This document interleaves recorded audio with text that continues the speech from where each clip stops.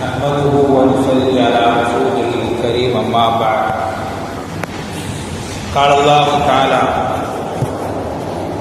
من أحياها فقد أحيا الناس جميعا صدق الله العظيم. அல்லாஹ்வின் பேரருள் பெருங்கருணை அல்லாஹ் தஆலா அனைவர்களையும் மூமின்களாக முஸ்லிம்களாக உலகத்தில் படைத்து மூமின்களாக முஸ்லிம்களாக வாழ வைத்திருக்கிறார். அல்ஹம்துலில்லாஹ் அல்ஹம்துலில்லாஹ். அதிலும் குறிப்பாக அல்லாஹ்வுடைய பிரியமான நபி கண்மணி முஹம்மது ரசூலுல்லாஹி ஸல்லல்லாஹு அலைஹி வஸல்லம் அவர்களுடைய அருள் நிறைந்த உம்மத்திலே ஒரு அங்கத்தினராக ஆக்கி பாக்கியம் நிறைந்த இந்த ஜுமாவுடைய நாளில் அவருடைய இல்லத்தில் ஒன்று கொண்டிருக்கிறார். அல்ஹம்துலில்லாஹ் அல்ஹம்துலில்லாஹ். அன்பான பெரியார்களே, அருமையான சகோதரர்களே, அல்லாஹ்வை பயந்து அல்லாஹ்வால் அவன் தூதர் கண்மணி முஹம்மது ரசூலுல்லாஹி ஸல்லல்லாஹு அலைஹி வஸல்லம் அவர்களால் நம்மீது விதிக்கப்பட்ட ஏவல் விலகல் அனைத்தையும் ஏகமனதாக எடுத்து நடக்க வேண்டும் என்று என்னையும் உங்களையும் அன்போடு வேண்டிக் கொள்கிறேன். அல்லாஹ் வழிவகுப்பானாக. ஆமீன் ஆமீன் யா ரப்பல் ஆலமீன். அருமையான சகோதரர்களே, இஸ்லாம் என்பது ஐம்பெரும் காரியங்களை கொண்டு அது கட்டமைக்கப்பட்டிருக்கிறது. இஸ்லாம் என்று சொன்னால் ஏதோ உணர்ந்த வழிபாடுகள் மட்டும்தான் என்று யாரும் விடையில் கூறார்கள். இஸ்லாம் என்பது அது ஒரு வாழ்க்கை முறையது, வாழ்க்கை நெறி தத்துவம். அது 5 வகையான காரியங்களின் மீது அந்த தத்துவங்கள் அமைக்கப்பட்டிருக்கிறது. ஒன்று இபாதத் என்று சொல்லக்கூடிய வணக்க வழிபாடுகள். 2 அந்த வணக்க வழிபாடு என்பது அல்லாஹ்வுக்காக வேண்டி உரியது. ஒரு அடியார் படைத்த அல்லாஹ்வுக்காக வேண்டி செய்ய வேண்டிய கடமைகள், அதற்கு பெயர் இபாதத் என்று பெயர். 2வது அதாவது வழக்க முறைகள், வழக்கு செயல்கள். அது ஒவ்வொரு மனிதனும் தனக்கு தானே செய்ய வேண்டிய சில காரியங்கள். உண்ணுதல், உறங்குதல், அதுபோல உடலுக்கு என்னென்ன தேவையோ எல்லாவற்றையும், வீடு கட்டுதல், இது போன்ற காரியங்கள் எல்லாம் ஈடுபடுவதெல்லாம் அது ஆதத்துகள், வழக்கங்களிலே கட்டுப்பட்டது. இது வணக்கம் அல்ல. இது ஒவ்வொரு மனிதனும் தனக்குத்தானே செய்து கொள்ள வேண்டியது. அடுத்தது 3வது முஆமலாத் என்று சொன்னால் கொடுக்கல் வாங்கல், வியாபாரம், கடன், இது போன்ற காரியங்கள் எல்லாம் ஒருவரிடத்திலே பொருளை கொடுத்து பொருளை வாங்குவது, பணம் கொடுத்து பொருளை வாங்குவது, பொருளை கொடுத்து பணத்தை வாங்குவது, இதுபோல கடன் கொடுத்து கடனை வாங்குவது, அடமானம் வைத்துக் கொள்வது, இவைகள் எல்லாம் கொடுக்கல் வாங்கலிலே கட்டப்படும். கொடுக்கல் வாங்கலிலும் ஒருவர் சரியாக நடந்து கொள்ள வேண்டும். கொடுக்கல் வாங்கலிலே ஏமாற்றுதலோ அதிலே பித்தலாட்டங்களோ ஏதும் இல்லாத அளவுக்கு நடந்து கொள்வது இஸ்லாம் சொல்லித்தரக்கூடிய அழகிய வழிமுறைகள். 4வதாக முஆஷராத் என்று சொல்லக்கூடிய வாழ்க்கை முறை. ஒருவர் குடும்பத்தார்களோடு எப்படி வாழ்கிறார், அக்கம் பக்கத்தோடு எப்படி வாழ்கிறார், மனைவி மக்களோடு எப்படி வாழ்கிறார் என்ற தத்துவங்களை எல்லாம், வாழ வேண்டும் என்ற நெறிமுறைகளை எல்லாம் இஸ்லாம் அழகாக இயக்கி தருகிறது. இந்த 4 இவைகள் எல்லாம் இருக்கிறது. பக்கத்தில் வீட்டுக்காரர் பசித்திருக்கும் பொழுது வயிறு முடைக்க உண்ணாதீர்கள். நீங்கள் கரிசாலனா வச்சு அவங்களை தண்ணி அதிகமாக வச்சு பக்கத்து வீட்டுக்கு கொடுத்து விடுங்க என்று பெருமானார் ஸல்லல்லாஹு அலைஹி வஸல்லம் சொன்னார்கள். அல்லாஹ் தஆலா ஜிப்ரீல் அலைஹிஸ்ஸலாம் அவர்களுடைய மூலமாக எனக்கு அல்லாஹ் சொல்லிக் கொண்டே இருக்கிறான். அவர் சொல்லுவதை பார்த்தால் சொத்துல கூட பக்கத்து வீட்டுக்காரர்களுக்கு பங்கு கொடுக்கணும்னு சொல்லிடுவானோ என்று பயப்படக்கூடிய அளவிற்கு, என்று எண்ணக்கூடிய அளவிற்கு அல்லாஹ் தஆலா அதிகமாக அண்டை வீட்டார்களை பற்றி அல்லாஹ் தஆலா சொல்லித் தருகிறார். மனைவி மக்களை பற்றி அல்லாஹ் தஆலா சொல்லித் தருகிறார். பெற்றோர்களோடு நடந்து கொள்ளக்கூடிய முறைகளை, சகோதர சகோதரிகளோடு நடந்து கொள்ளக்கூடிய நடைமுறைகளை எல்லாம் அல்லாஹ் சொல்லித் தருகிறான். இவைகளுக்கு மாஷரா இது குடும்பத்தாரோடு உள்ள உறவு முறைகள். அடுத்தது அகலா, நற்குணம். நற்குணம் என்று சொன்னால் நாம் ஒன்று அல்லாஹ்வோடு நடந்து கொள்ளக்கூடிய முறை, அது இபாதத்து. தனக்குத்தானே தனக்காக வேண்டி செய்யக்கூடிய காரியங்கள் அது ஆதத்து, வழக்கங்கள். நம்முடைய கொடுக்கல் வாங்கலில் ஈடுபடுவது என்பது அது முஆமலா. குடும்பத்தார்களோடு வாழ்க்கை முறைகள் வந்து முஆஷரா, மற்றவர்களோடு வாழக்கூடிய வழிமுறைகள். நம் சொந்த பந்தங்களோடு மாத்திரமல்ல, ஊரார்களோடு, ஊரிலே இருக்கக்கூடிய மற்ற அனைவர்களோடு நடந்து கொள்ளக்கூடிய நடைமுறைகள். அகலா, கற்குணத்தோடு வாழ்வது. அது மனிதர்களாக இருக்கலாம், மனிதன் அல்லாத மற்ற சாதாரண பட்சிகளாக இருக்கலாம், மிருகங்களாக இருக்கலாம், கால்நடைகளாக இருக்கலாம். எதுவாக இருந்தாலும் அவைகளோடு நம்முடைய உறவு முறைகளை, நம்முடைய பழக்க வழக்கங்களை எப்படி வைத்துக் கொள்ள வேண்டும் என்பதையும் இஸ்லாம் அழகாக சொல்லித் தருகிறது. இந்த 5லேயும் ஒருவர் தேர்ந்தெடுக்க வேண்டும். இந்த 5லே தேர்ந்தெடுக்கவில்லை என்று சொன்னால் அவரை நல்லவர் என்று உலகத்திலே சொல்லிவிட முடியாது. உதாரணமா, ஒரு நல்லவர் சாலிகான மனிதர் என்று சொன்னால் அவர் பள்ளியாசலிலேயே உட்கார்ந்து இருக்கிறவர் என்று அர்த்தம் அல்ல. பெருமானார் ஸல்லல்லாஹு அலைஹி வஸல்லம் சொன்னார்கள், ஒரு காலத்திலே வாழ்ந்த ஒரு மனிதன், வணக்கசாலியான ஒரு பெண்மணி, அவங்க தன்னோட ஒரு பூனையை கட்டி போட்டு வச்சாங்க. வீட்டுல ஒரு பூனையை கட்டி போட்டு வச்சாங்க. அந்த பூனைக்கு சாப்பாடு கொடுக்கல.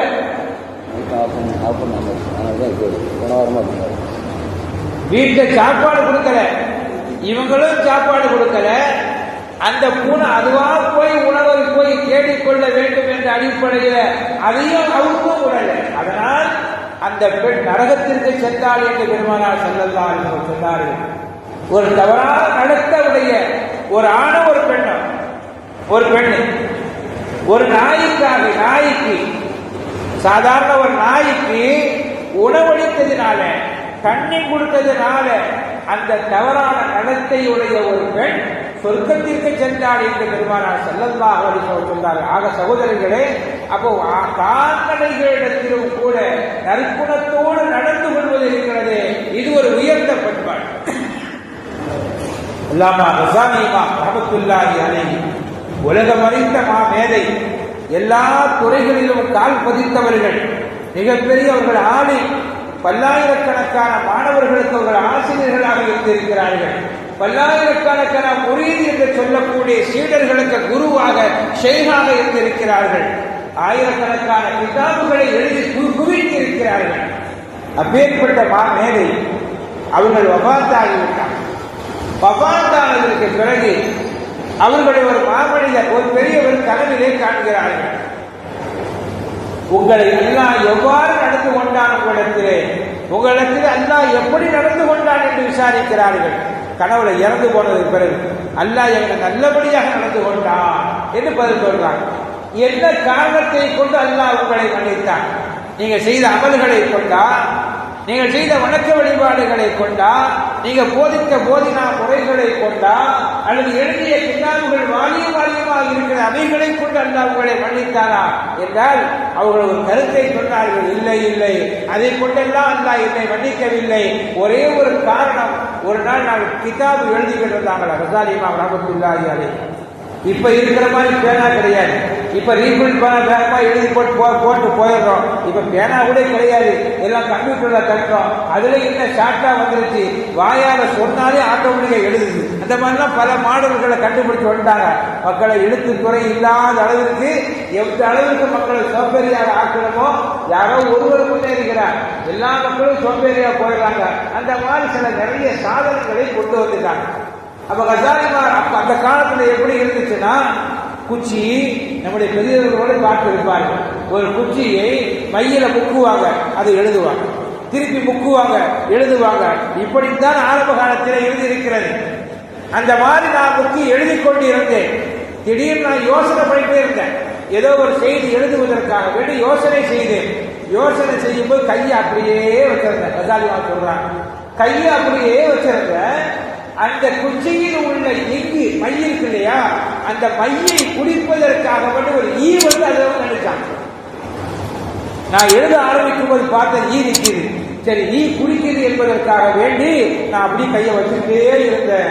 எதுவரை ஈயா பறந்து போறது வரை நான் வச்சுக்கிட்டே இருந்தேன். நான் கையை ஆட்டி ஈயை விரட்டல.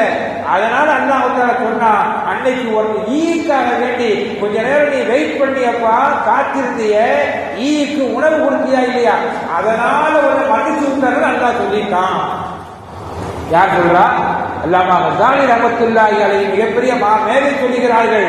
அவர்கள் மிகப்பெரிய மேதை, உலகம் அறிந்த ஒரு அறிஞர் அவர்கள் சொல்லுகிறார்கள், அல்லாஹ் என்னை மன்னித்தது ஒரு ஈக்கு சாப்பாடு கொடுத்ததுனால என்று சொன்னார். அருமையானவர்களே, இது போல அஹ்லாக் நற்குணம் என்பது மனிதர்களிடத்திலே மாத்திரமல்ல, எல்லோரிடத்திலும் காட்டக்கூடிய நற்குணங்கள் இருக்கிறது, எல்லோரிடத்திலும் பழகக்கூடிய பழக்க வழக்கங்கள் இருக்கிறது. பெருமானார் ஸல்லல்லாஹு அலைஹி வஸல்லம் அவங்கள்ட்ட கேட்கப்பட்டது, யா ரசூலல்லாஹ், நன்மைனா என்ன, பாவம்னா என்ன அப்படின்னு கேட்கப்படுது. நம்மகிட்ட இன்னைக்கு சொல்லுவோம், எனக்கு 10 ரூபா கொடுத்தா லாபம், எனக்கு 10 ரூபா கொடுத்தாலும் நீ பாதி அப்படி சொல்றோமா இல்லையா? என்ன ஏமாத்த, உலகத்துல யாரை ஏமாத்தலாம்ங்கிறதா பிரச்சனை இல்லை, என்ன ஏமாத்தவும் நல்லா இருக்க மாட்டான். உலகத்துக்கான நடைமுறை இருக்குது. அவர் எந்த வேணுமானாலும் ஏமாத்துவாராம். என் காசை சாப்பிட்டவங்க நல்லா இருக்க மாட்டாங்க, என் காசை சாப்பிட்டவங்க நல்லா இருப்பாங்க, என் சொத்தை சாப்பிட்டவங்க நல்லா இருக்க மாட்டாங்க என்று சொல்லக்கூடிய காலம் இது. பெருமானார் ஸல்லல்லாஹு அலைஹி வஸல்லம் கேட்கப்பட்டது, அல் பிர்ரு ஹுஸ்னுல் குல், நன்மை என்பது நற்குணத்தோடு நடந்து கொள்வது. பெருமானார் ஸல்லல்லாஹு அலைஹி வஸல்லம் நற்குணத்தோடு நடந்து கொள்வது. நற்குணம் என்று மக்கள் சாட்சி சொன்னார்கள் என்றால் இவரும் நல்லவன். ஹதீஸ்ல வருது, பெருமானார் ஸல்லல்லாஹு அலைஹி வஸல்லம் உட்கார்ந்து இருக்கிறாங்க, ஒரு ஜனாசா கொண்டு போகப்படுது. கேட்கிறாங்க, யாருப்பா அப்படின்னு கேட்கிறாங்க. அருகில் இருந்த சஹாபா குடும்பங்கள் சொன்னார்கள், யா ரசூலல்லாஹ், நல்ல மனுஷன், சாலிகான மனுஷன், இவரால 4 குடும்பம் வளர்ந்துச்சு, இவரால 4 பேருக்கு புண்ணியமா இருந்துச்சு, அவர் நீங்க மௌத்தா போயிட்டாரு அப்படின்னு சொன்னார். பெருமானார் ஸல்லல்லாஹு அலைஹி வஸல்லம் வஜபத் என்றார். முடிச்சு அடுத்து கொஞ்ச நேரம் கழிச்சு இன்னொரு ஜனாசா போச்சு. அப்ப ஸல்லல்லாஹு அலைஹி வஸல்லம் கேட்டார்கள், இவர் யாருன்னு கேட்டாங்க. அவரால இவர் போயிட்டாரு, நல்லது, இவரால் 4 குடும்பம், அவர் குடும்பமே பாடா பட்டுச்சு, நடுத்தருக்கு வந்தாங்க. இந்த ஆள் போயிட்டாரு, போனதுல நிம்மதி, ஊர் மக்களுக்கே நிம்மதி அப்படின்னு சொன்ன உடனே பெருமானார் ஸல்லல்லாஹு அலைஹி வஸல்லம் சொன்னார்கள், வஜபந்தி என்று சொன்னார்கள். சஹாபாக்கள் கேட்டாங்க, யா ரசூலல்லாஹ், அதுக்கும் கட்டாயம் ஆயிடுச்சுன்னு சொல்றீங்க, இதுக்கும் கட்டாயம் ஆயிடுச்சுன்னு சொல்றீங்க, என்ன விளக்கம்? ரெண்டும் ஒண்ணு போலையா? ஸல்லல்லாஹு அலைஹி வஸல்லம் சொன்னார்கள், ஒருவரை பார்த்து அவருடைய நற்குணத்தை கவனித்து நல்லவர் என்று நீங்கள் எல்லாம் சர்டிபிகேட் கொடுத்தீர்கள், உத்தரவாதம் கொடுத்தீர்கள், அதனால் அவர் சொர்க்கம் கட்டாயமாகிவிட்டு நான் சொன்னேன். அதேபோல் இன்னொருவரை பார்த்து இவர் கெட்டவர், மோசமானவர், அவர் போனதுதான் பூமிக்கு நல்லது, பூமிக்கு பாடம் இல்லாம போயிட்டாரு அப்படின்னு சொன்னீங்களே, அதனால் அவர் நரகம் கட்டாயமாகிவிட்டது என்று நான் சொன்னேன் என்று நபிகள் பெருமானார் ஸல்லல்லாஹு அலைஹி வஸல்லம் சொன்னார். பெருமையானவர்களே, இதை சொல்லிட்டு நீங்கள் தான் அல்லாஹ்வுடைய சாட்சியாளர்கள், உங்களுடைய சாட்சிகளை அல்லாஹ் ஏற்றுக்கொள்கிறான், உங்களுடைய சாட்சிகளை அல்லாஹ் ஏற்கிறான். நீங்க எல்லாம் சேர்ந்து ஒருவரை நல்லவர் என்று சர்டிபிகேட் கொடுத்தீர்கள் என்றால் அல்லாஹ் அவருக்கு நல்லவர் என்ற முத்திரையை கொடுக்கிறான். நீங்க எல்லாம் சேர்ந்து ஒரு ஆளை கெட்டவர் என்று சொன்னீங்கன்னா அல்லாஹ் அவரை கெட்டவர் லிஸ்ட் வைக்கிறான், பாவியாக அல்லாஹ் தான் வைக்கிறான் என்று பெருமானார் ஸல்லல்லாஹு அலைஹி வஸல்லம். அருமையானவர்களே, அதனால நான் இறந்ததற்கு பிறகோ அல்லது வாழும் போதோ 4 பேர்கள் நம்மை நல்லவர் என்று சொல்லும் அளவிற்கு நடந்து கொள்கிறோமா அல்லது கெட்டவர் என்று சொல்லும் அளவிற்கு நடந்து கொள்கிறோமா? சில பேர் பெரிய விவாதத்துக்கு வணக்கசாலியாக இருப்பார்கள், ஆனால் அவர் பள்ளியாசல் விட்டு வெளியே போயிட்டு அவருடைய வந்த வாரத்துக்கெல்லாம் கூப்பிட்டு அவுத்துருவார். நிறைய நடக்கும். அவருக்கு கொடுக்கல் வாங்கல் செய்து விட்டால் திருப்பி பணம் வரும், எதிர்பார்க்கவே முடியாது. இப்படி நிறைய பேர் இருக்கிறாங்க உலகத்துல. அதே போல அந்த மனுஷனா அவரை நம்பி ஒரு வார்த்தையை பேச முடியாது, அவர்கிட்ட சொல்றது ஒண்ணுதான், பள்ளியாச மைக்கில் சொல்றது ஒண்ணுதான் என்று சொல்லக்கூடிய அளவிற்கு நிறைய பேர்களுடைய மனநிலைகள், நிறைய பேர்களுடைய நடத்தை முறைகள் இருந்து கொண்டிருக்கிறது. உண்மையானவர்களே, எல்லாவற்றும் நற்குணத்தோடு நடந்து கொள்ள பெருமானார் ஸல்லல்லாஹு அலைஹி வஸல்லம் சொன்னார்கள். ஒரு சஹாபி ரசூலுல்லாஹ்ட்ட கேட்கிறாங்க, யா ரசூலல்லாஹ், அல்லாஹ்வுக்கு பிரியமான மனிதர் யார் அப்படின்னு கேட்கிறாங்க. அஹப்புன் நாசி இலல்லாஹ், அல்லாஹ்வுக்கு மிகவும் பிரியமான மனிதர் யாருன்னு கேட்கிறாங்க. அதே மாதிரி ஐயனா மாலி அஹப்பு இலல்லாஹ், எந்த காரியம் அல்லாஹ்வுக்கு ரொம்ப பிடிக்கும்? ஒண்ணு, எந்த மனிதர் அல்லாஹ்வுக்கு மிகவும் நேசமானவர்? ஒரு கேள்வி. இரண்டாவது, எந்த காரியம் அல்லாஹ்வுக்கு ரொம்ப பிடிக்கும் என்று ஸல்லல்லாஹு அலைஹி வஸல்லம் கேட்கப்படுது. பெருமானார் ஸல்லல்லாஹு அலைஹி வஸல்லம் சொன்னார்கள், அஹப்புன் நாஸி இலல்லாஹி தஆலா அன்ஃபவுஹும் லின்னாஸி. உலகத்திலே வாழும் பொழுது மக்களில் யார் மக்களுக்கு புரோஜனமாக நடந்து கொள்கிறாரோ அவர்தான் சிறந்தவர். 4 பேருக்கு புரோஜனமாக யார் நடந்து கொள்கிறாரோ, 4 பேருக்கு புரோஜனமாக யார் நடந்து கொள்கிறாரோ அவர் சிறந்தவர், அல்லாஹ்வுக்கு மிக நேசமானவர் என்று பெருமானார் ஸல்லல்லாஹு அலைஹி வஸல்லம் சொன்னார்கள். அப்ப அதை சொல்றாங்க, எந்த காரியம் அல்லாஹ்வுக்கு மிக பிரியமானது என்று சொன்னால் ஸல்லல்லாஹு அலைஹி சொல்றாங்க, சுரூருன் ததுகுலுஹு அலா முஸ்லிமின். அடுத்த ஒரு முஸ்லிமான ஒரு மனிதருக்கு சந்தோஷத்தை ஊட்டக்கூடிய மனிதர், அடுத்தவருக்கு நல்லவருக்கு மற்றவர்களுக்கு சந்தோஷத்தை கொடுக்கக்கூடிய மனிதர், இவர்தான் சிறந்தவர் என்று பெருமானார் ஸல்லல்லாஹு அலைஹி வஸல்லம் சொன்னார்கள். அடுத்து சொன்னாங்க, இது ஒண்ணு, பிறர்களுக்கு சந்தோஷத்தை கொடுக்கக்கூடியவர். இரண்டாவது, தக்ஷிபான் கர்பத்தின், அவருடைய கஷ்டங்களை நீக்கக்கூடியவர். பிறர்கள் ஏதாவது கஷ்டத்தில் வந்தாங்கன்னா, பொருளாதார கஷ்டமோ உடல் கஷ்டமோ, அதனால சொல்லலாம் நிறைய காரியங்களை சொல்லி தர்றாங்க. ஒரு ஆள் உடம்பு சரியும் இல்லையா, அவருக்கு நீங்க பொருளால் உதவி செய்யுங்க, உடலால் உதவி செய்யுங்க. ஒரு ஆள் முடியாத மனிதனா, அவருக்கு என்னென்ன வேண்டிய உதவிகளை நீங்கள் செய்யுங்கள். உதவி செய்ய முடியலையா, ஆறுதல் வார்த்தையாவது 4 வார்த்தைகளை நீங்கள் சொல்லுங்கள் என்று பெருமானார் ஸல்லல்லாஹு அலைஹி சொல்றாங்க. இறந்த வீட்டுக்கு போனாலும் சரிதான், அங்க போய் ஆறுதல் வார்த்தை சொல்லுங்கள். அங்க போய் நான் வரமாட்டேன், அவர் அன்னைக்கு வரல இன்னைக்கு வரல என்ற காரணங்களை சொல்லாதீர்கள். அவர்கள் துரோகம் செய்தாலும் பரவாயில்லை, அவர்கள் துரோகம் செய்தாலும் பரவாயில்லை, நீங்கள் துரோகம் செய்யக்கூடியவர்களாக இருக்காதீர்கள், அவருடைய கஷ்டத்திலே பங்கு கொள்ளுங்கள் என்று பெருமானார் ஸல்லல்லாஹு அலைஹி சொல்றாங்க. அடுத்து ஒண்ணு, அடுத்தவருக்கு ஒரு முஸ்லிமுக்கு சந்தோஷத்தை கொடுப்பவர். இன்னொன்னு, அவருடைய கஷ்டங்களுக்கு தானும் பங்கு கொண்டு அந்த கஷ்டங்களை நீக்குவதற்குள்ள முயற்சிகளை செய்பவர்கள். அடுத்தது, அவருடைய ஒரு கடனாளியாக ஒருவர் இருந்தால் கடனை நீக்குவதற்கு கூடிய முயற்சிகளை செய்பவர்கள். அதே மாதிரி அவர் பசித்தவராக இருந்தால் அவர் பசியை நீக்குவதற்குரிய எல்லா காரியங்களையும் செய்யக்கூடியவர். இவரெல்லாம் சிறந்தவர் என்று பெருமானார் ஸல்லல்லாஹு அலைஹி வஸல்லம் சொன்னார். அதே மாதிரி இன்னொரு ஹதீஸ்ல வருது, மன் கான ஃபீ ஹாஜத்தி அஹீஹி கானல்லாஹு லஹு ஃபீ ஹாஜத்தி.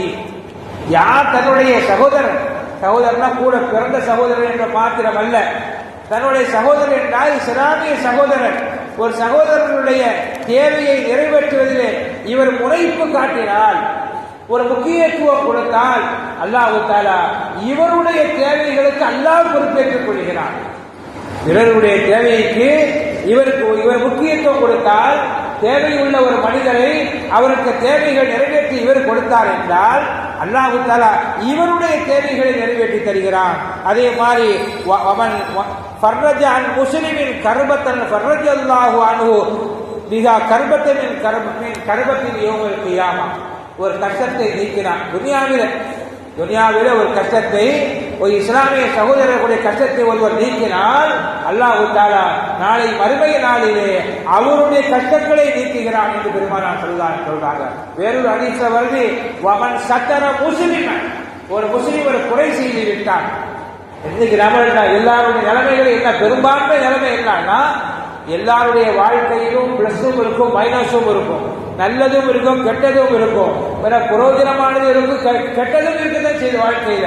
ஆனா நம்முடைய நல்ல காரியங்கள் வெளியே தெரிவதை விட, நல்ல காரியங்களை போய் 4 பேர்த்த சொல்லுவதை விட கெட்ட காரியங்களை தான் அவனை பரப்பிக்கிட்டே வரும். நம்ம பழக்கம் அது. உலகத்தில் எல்லா மக்கள் நிலைமைகள் இருக்கிற மாதிரி நல்ல காரியத்தை அவங்க சொல்லவே மாட்டாங்க, கெட்ட காரியமாக சொல்லிக்கொண்டே இருப்பாங்க. பெருமானார் ஸல்லல்லாஹு அலைஹி வஸல்லம் சொன்னார்கள், மன் சத்தர அன் முஸ்லிம், ஒரு முஸ்லிமுடைய குறையை ஒருவர் மறைத்தார் என்றார், என்னவோ செஞ்சுட்டார், அதை மறைத்தார், அதை மறைச்சு அதை சரி செய்வதற்குரிய வேலைகளை அவர் செய்தார் என்றால் அல்லாஹ் தஆலா நாளை மறுமை நாளில் இவரை மறைப்பான். எல்லா படைப்புகளுக்கு மத்தியிலையும் எல்லோருக்கும் மத்தியிலையும் அல்லாஹ் தஆலா இவரை மறைப்பான் என்று பெருமானார் ஸல்லல்லாஹு அலைஹி வஸல்லம் சொன்னார். ஆக சகோதரர்களே, பிறர்களுடைய தேவைகளிலே பங்கு கொள்ள வேண்டும். இன்னும் ஸல்லல்லாஹு அலைஹி வஸல்லம் சொல்றாங்க, இப்னு அப்பாஸ் ரலியல்லாஹு தஆலா ஒரு நாள் பள்ளிவாசல்ல இஅ்திகாஃப் இருக்கிறாங்க. பள்ளிவாசல்ல இஅ்திகாஃப் இருக்கிறாங்க. இஅ்திகாஃப் இருக்கும்போது ஒரு ஆள் சொன்னாரு, எனக்கு கொஞ்சம் காசு தேவைப்படுதுங்க, யார்கிட்ட? இப்னு அப்பாஸ் நாயகம் பள்ளிவாசல் ஏத்திக்காக்கு இருக்கிறாங்க. அவங்கள்ட்ட சொல்றாங்க, எனக்கு அந்த காசு தேவைப்படுது, எனக்கு கடன் தேவைப்படுது, யார்கிட்ட போய் கேட்கறதுன்னு தெரியல அப்படின்னு கேட்டாங்க. நம்மள்ட்ட கேட்டா என்ன சொல்லுவோம்? முதல்ல நாம தப்பிக்கிறது வழியை பார்ப்போம். ஆனா அதுக்கு அடுத்த வேலையை நம்ம பார்த்துக்கிறோம். யார் தலையா ஊற்றி விட்டு நவழுவோம். இவர் அப்பாஸ் நாயகம் ரலியல்லாஹு தஆலா அவர்கள் பள்ளிவாசல் ஏத்திகாப் இருக்கிறாங்க. ஏத்திகாப் இருக்கும் பொழுது, ஏத்திகாப்னா பழைய நோம்புல உட்காரணும் இல்லையா, அந்த மாதிரி ஏத்திகாப் உட்காரும் பொழுது ஒருவர் வந்து சொல்றார். உடனே அவர் கையை பிடிச்சிட்டு வெளியே போயிட்டாங்க. பள்ளிவாசல் விட்டு வெளியே போயிட்டாங்க. வெளியில போய் 4 பேர்த்த போய் சொல்லி கடனை வாங்கி கொடுக்குறாங்க. அப்போ ஒரு ஆள் கேட்டாங்க, என்னங்க நீங்க பட்டுன்னு இப்படி ஏத்திகாப் வெளியே வந்துட்டீங்களே அப்படின்னு சொல்லிட்டு ஒருத்தர் கேட்கிறாங்க. இவனப்பா நாங்கள் சொன்னார்கள், பெருமானார் ஸல்லல்லாஹு அலைஹி வஸல்லம் சொன்னார்கள், யார் ஒருவர் அடுத்தவருடைய தேவைகளுக்காக வேண்டி, தன் சகோதரருடைய தேவைகளுக்காக வேண்டி அவர் வெளியிலே கிளம்பி செல்லுகிறாரோ அவரு 10 வருஷம் ஏத்திகாப் இருக்கிறது சிறந்தது வேண்டாம். 10 வருஷம் ஏத்திகாப் உட்காருவதை விட அது சிறந்தது. வேறொரு ஹதீஸ்ல வருது, பெருமானார் ஸல்லல்லாஹு அலைஹி வஸல்லம் சொன்னார்கள், ஒருவர் தன்னுடைய சகோதரருடைய தேவைகள் நிறைவேற்றுவதற்காக வேண்டி வெளியிலே செல்லுவது மஸ்ஜித் நபவியில 1 மாசம் ஏத்திகாப் இருப்பதை விட அது சிறந்தது என்று பெருமானார் ஸல்லல்லாஹு அலைஹி வஸல்லம் நேரடியா சொன்ன வார்த்தை வருது. இப்னு அப்பாஸ் நாயகம் சொல்றாங்க, 10 ஆண்டுகள் ஏத்திகாப் இருப்பதை விட சிறந்தது என்று பெருமானார் ஸல்லல்லாஹு அலைஹி வஸல்லம் சொன்னார்கள். அதனால் நான் அப்படி செய்தேன் என்று விளக்கம் தருகிறார். மஅரூஃபுல் கரிஹி என்று ஒரு பெரிய மகான், பெரிய சூஃபி மகான். அவங்க நஃபில் நோன்பு வச்சிருக்காங்க. நஃபிலான நோன்பு தெருவில் போறாங்க. நம்ம தான் பார்ப்போம். இப்போ எதுவுமே பழக்கத்தில் இல்லை. தெருவில் போகும்போது தெருவில் வியாபாரம் வச்சு கொண்டு வருவாங்க. கூழ் விற்பாங்க, எல்லாம் காய்கறி விற்கிறாங்க, எல்லாம் விற்பாங்க. ஏன்னா இப்போ எல்லாமே நம்ம பழக்கத்தில் ஃபுல்லாக ஆன்லைனில் ஆர்டர் பண்ணுற மாதிரி காலமாக மாறிவிட்டது. அது மாதிரி மஅரூஃபுல் கரிஹி ரஹ்மத்துல்லாஹி அலைஹி அவங்க தெருவில் போகும்போது ஏதோ ஒரு பொம்பளை ஒரு ஆள் சர்பத்து விட்டுக்கிட்டு இருக்கிறாங்க. யாருமே விற்கல, யாருமே வாங்குறாங்கள்ட்ட. இவங்க நோன்பு வச்சிருக்கிறாங்க. யாரு? மஅரூஃபுல் கரிஹி ரஹ்மத்துல்லாஹி அலைஹி நோன்பு வச்சிருக்கிறாங்க. பக்கத்துல போனதும் அந்த ஆள் சொன்னாரா, ஐயா என்கிட்ட ஒரு சர்பத்தை வாங்கி குடிங்க, என்கிட்ட சர்பத்தை வாங்கி குடிங்க, அல்லாஹ் உங்க பாவத்தை எல்லாம் மன்னிச்சிருவாங்க, அல்லாஹ் உங்க பாவத்தை எல்லாம் மன்னிச்சிருவான், என்கிட்ட ஒரு சர்பத்தை வாங்கி குடிங்க அப்படின்னு சொன்னாங்க. நோம்பு வேற வச்சிருக்கிறாங்க. உடனே இவங்க என்ன பண்ணாங்கன்னு சொன்னா, இந்த நபிதான நோம்பு, இந்த நோம்பை கூட நான் கலா செஞ்சுக்கிறப்பான்னு சொல்லிட்டு காசை கொடுத்து ஒரு சர்பத்தை வாங்கி கொடுத்துட்டாங்க. என்னங்க நீங்க நோம்புல வச்சிருந்தீங்க, இப்படி குடிக்கிறீங்க என்ன? அந்த ஒரு துவா செஞ்சாரு பாரு. அந்த துவாவை பெற்றுக் கொள்வதற்காக இப்படி செய்தேன் என்று சொன்னார்கள். துவாவை பெற்றுக் கொள்வதற்காக வேண்டி வழியில வச்சிருக்கக்கூடிய ஒரு நாள் வியாபாரமே நடக்கல. அந்த மனுஷன் என்ன துவா செஞ்சிருப்பாரு? இவங்களாவது வாங்கினாங்க, எவ்வளவு கிடைச்சிருப்பாங்க? ஏதோ சொற்ப காசு, அந்த காசுக்கு அவங்க கொடுத்தாங்க, வாங்கி குடிச்சு நோம்ப கூடயும் குடிச்சுட்டு. இது மகான்கள் நேர்மக்களுடைய வாழ்க்கை. அந்த நோம்ப கொடுத்து நாம நோம்ப வச்சுட்டு போறேன். ஆனா இந்த துவா எப்போது எனக்கு கிடைக்குமா? ஒரு துவாவுக்காக வேண்டி இன்னைக்கு அதை முசாஃபிர்களாம் படிச்சுட்டு இருக்காங்க. நிறைய துவாலாம் அடிச்சு விடுறாங்க. துவா நிறைய பேர் அடிச்சு விடுறாங்க. அதை நம்ம ஒன்றும் சொல்லல, நம்ம வேணாம்னு சொல்லல.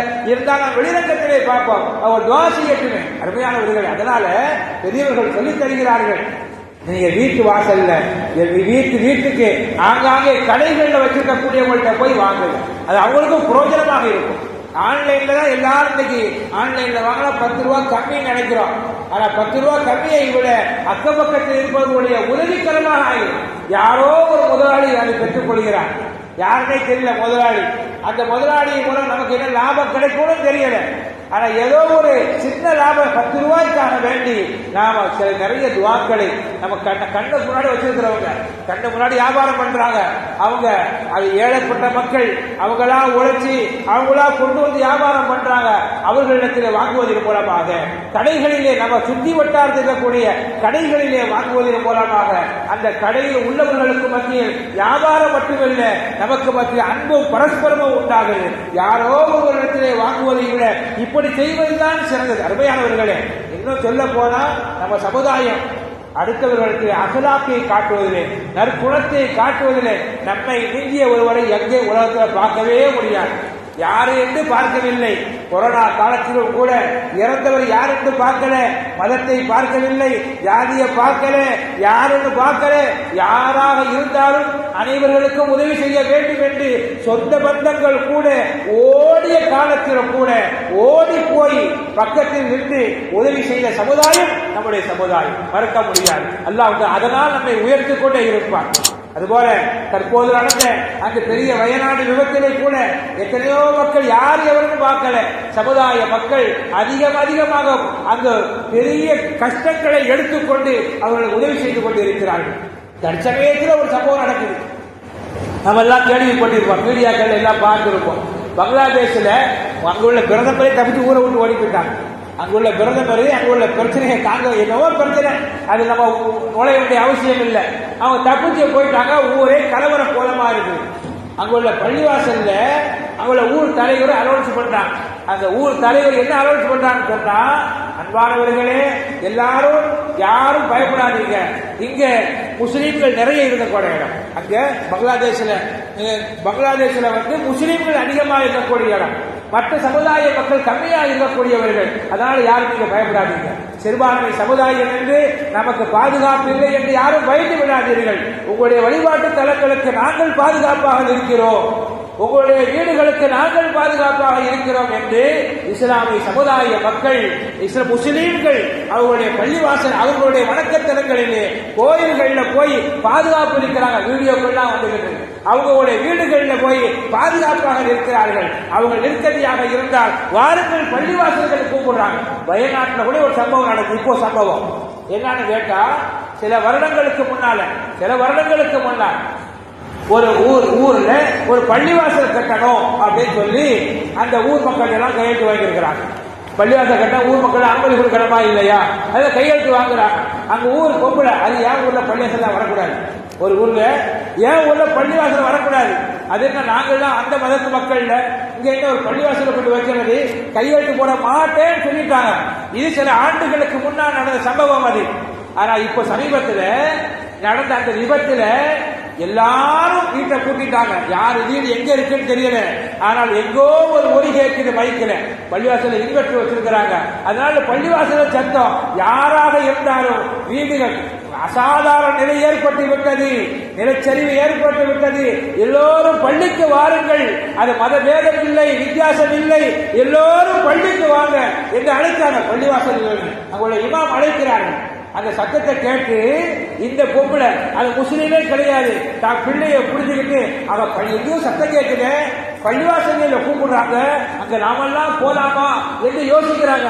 அப்ப அடுத்த ஒரு சத்தம் வருது, அது முஸ்லீமா தான் இருக்க வேண்டிய அவசியம் இல்லை, எல்லோரும் வாருங்கள் என்று சத்தத்தை கேட்டு அந்த அம்மா அங்க போய் அழுகுறாங்க. அன்னைக்கு எந்த பள்ளிவாசலுக்கு நான் கையெழுத்து போட மாட்டேன்னு சொல்லணும், அந்த பள்ளிதான் இன்னைக்கு எங்களுக்கு கை கொடுத்துச்சு, அந்த பள்ளிதான் எங்களுக்கு காப்பாத்துச்சு, அந்த பள்ளிதான் எங்கள் தஞ்சம் கொடுத்தது என்று ஆனந்த கண்ணீர் வடித்துக் கொண்டிருக்கிறார்கள். அருமையானவர்களே, நம் சமுதாய மக்கள் அன்றும் இன்றும் என்றும் மக்களுக்கெல்லாம் அரணாக இருப்பவர்கள், என்றும் அவர்களுடைய நற்குணத்தை அகலாக்கை காட்டிக்கொண்டே இருக்கிறார்கள். அகலாக்கில் நம்மை மீறிய ஒரு சமுதாய உலகத்தில் இதுவரை பிறந்து வரவில்லை. அப்படிப்பட்ட ஒரு வாழ்க்கையை பெருமானார் ஸல்லல்லாஹு அலைஹி வஸல்லம் காட்டி தந்திருக்கிறார்கள். அருமையானவர்களே, அதனால இப்போ பெருமானார் ஸல்லல்லாஹு அலைஹி வஸல்லம் நஹியா அஹியல்லாஹ ஜமீஆ, ஒருவருக்கு வாழ்வளித்தால், பிறர் மக்களுக்கு வாழ்வளித்தால் உலகத்தில் உள்ள எல்லா மக்களுக்கும் வாழ்வளித்தவரை போல ஆவார். பிறருக்கு கெடுதி செய்தார் என்றால், கொலை செய்த ஒரு மனிதரை கொலை செய்தாலும், ஒரு மனிதனுக்கு கேடு விளைவித்தாலும் சரிதான், அவர் உலகத்துக்கே கேடு விளைவித்தவர் என்று நபிகள் பெருமானார் ஸல்லல்லாஹு அலைஹி வஸல்லம் சொல்லிக் கொடுத்திருக்கிறார்கள். அருள்மறை குர்ஆனில் அல்லாஹ் தஆலா சொல்லித் தருகிறார். அதனால நாம் நம்மை நல்லவர்கள் என்று 4 பேர் சொல்லக்கூடிய அளவிற்கு நடந்து கொள்கிறோமா, அல்லாஹ் நம்மை போற்றக்கூடிய அளவிற்கு, அல்லாஹ்விடத்தில் நல்ல பேர் எடுக்கக்கூடிய அளவிற்கு நடக்கிறோமா என்பதை நாம் எல்லாம் யோசித்து பார்ப்போம். அல்லாஹ் அப்படிப்பட்ட வாழ்க்கையை நம் அனைவருக்கு தந்தல்வானாக. வாஹிர் தாவா அல்ஹம்துலில்லாஹி ரப்பில் ஆலமீன். அஸ்ஸலாமு அலைக்கும்.